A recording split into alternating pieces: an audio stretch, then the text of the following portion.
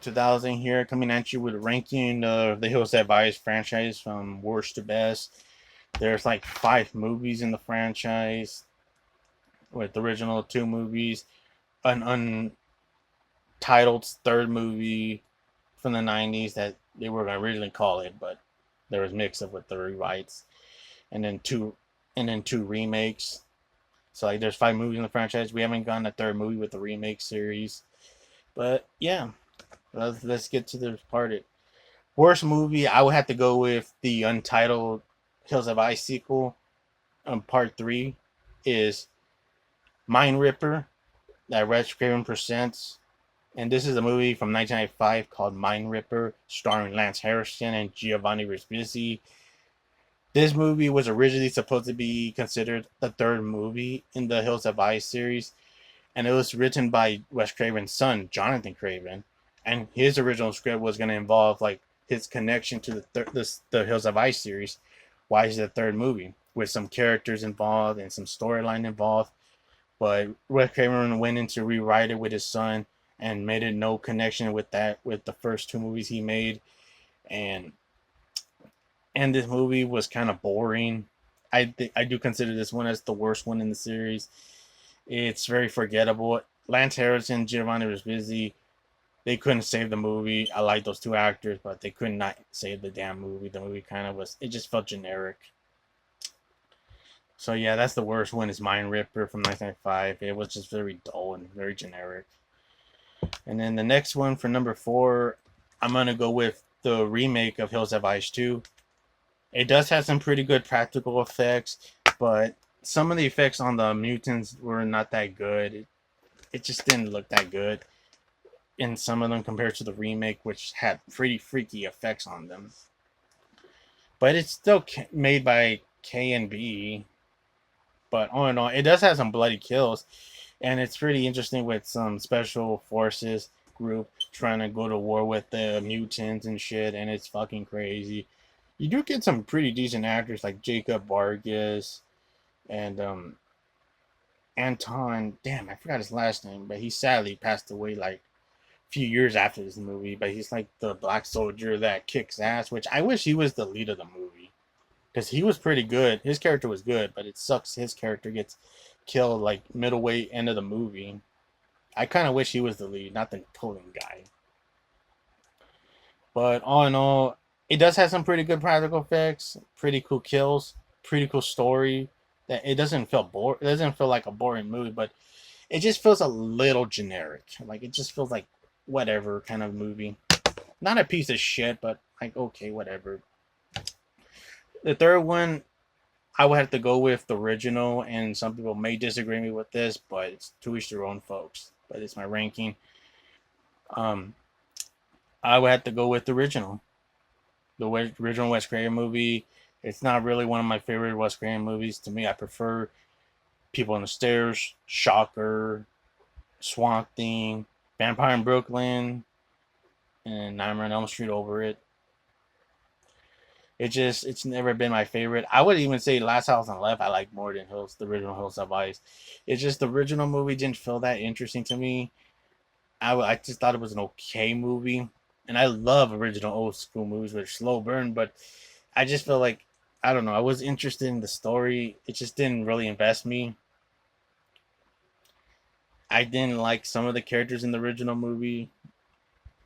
I thought Doug was better in the remake than the original, and the ending had like this weird fucking ending where it just ended like an anticlimactic. Where there's this different version where it has more of an ending where after Doug kills the bad guy, and then doesn't end with that weird fucking ending. It ends with like him reuniting with Bobby and his sister, and then also Ruby, where they embrace each other and they give us a hug, and Ruby gets her hand held by Bobby's sister, and that ends. Which I thought the ending was better, but I don't know why that wasn't the ending. But but number 3, I would have to go with the original. I'm kind of mixed on it. I do like Michael Berryman in it. He was the best part of the movie, and I like his poster. He's pretty cool in the poster, but it's just Uh, I don't know. To me, there was better Wes Craven movies, but it's my least favorite from his, and it's one of the original home movies that.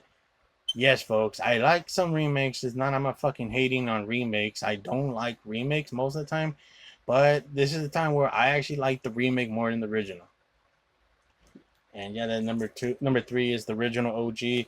And a lot of people may disagree with this, but why I put this above the original. Hills Have Eyes Part 2.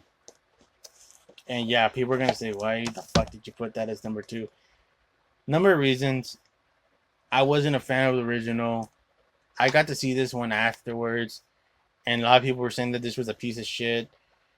I had to disagree with some people saying this was a piece of shit. To me, Mind Ripper's a piece of shit.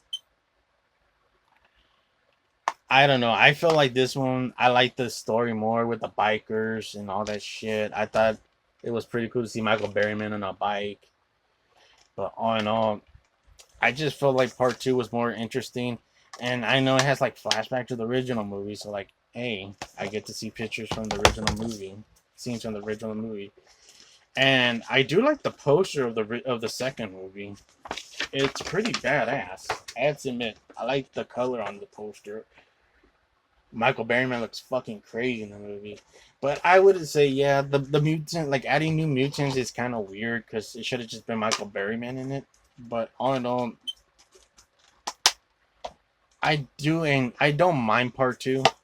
A lot of people may say it's a piece of shit, but to each their own. But I actually don't mind this movie. I actually like this more than the first one. And a lot of people will disagree, but to each their own. But number two is Hills Have Eyes 2. I thought it wasn't that bad of a movie, as everybody said it out to be. And then the number one, I would add, is already going to be, of course, the remake. Better than the original, better story, better characters, better look of the mutants, better fucking shit, and also more fucking crazier than the original. And yes, folks, I love this remake. This is one of my all-time favorite remakes out there, up there with the Evil Dead remake and the House of Wax remake. This movie scared the shit out of me when my dad rented it from Blockbuster. When I got home and then we saw this movie fucking scared me. Especially like the scene where Pluto is like fighting Doug and he's like cutting Doug's hand and his hand are coming apart from the axe. But Doug looked like he's about to find his end, but he fucking stabs Pluto in the feet and Pluto's like screaming like a motherfucker and stabs Pluto in the neck with a flag and then stabs his head with the axe and pulls it off and get that badass music going do do do do do, and then he puts his fucking glasses back on with that badass music. Like that's such a fucking badass kicking scene. And yeah, this movie kicks ass. And that scene where he's fighting Pluto, that scene scared the shit out of me when Pluto did the jump scare. It just felt terrifying because you felt for Doug in that scene. Like, holy shit, this is scary for Doug. He's in a scary situation with this big fucking monster mutant that's gonna kill him. Now, of course, the mutants are fucking crazy in this movie. Even Robert Joy's one of the mutants named Jupiter in this remake. He's the remake character of Jupiter. But all in all, this movie kicks a lot of fucking ass and one of my all-time favorite remakes, horror remakes out there. But yeah, number one is the remake. But yeah, that's all the ranking of worst to best from the Hills of Ice, folks. Leave it in the comment, folks, and have a good day, everybody.